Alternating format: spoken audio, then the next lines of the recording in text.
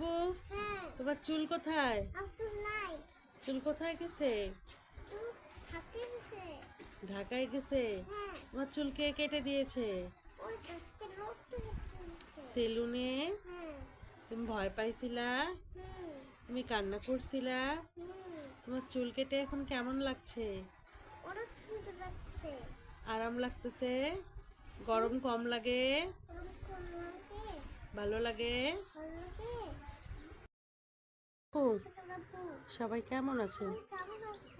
আমি অনেক ভালো আছি।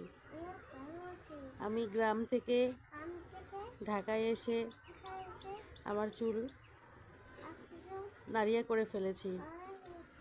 সবাই কমেন্ট করে জানাবেন আমাকে নাড়িয়া করে কেমন লাগছে। সবাই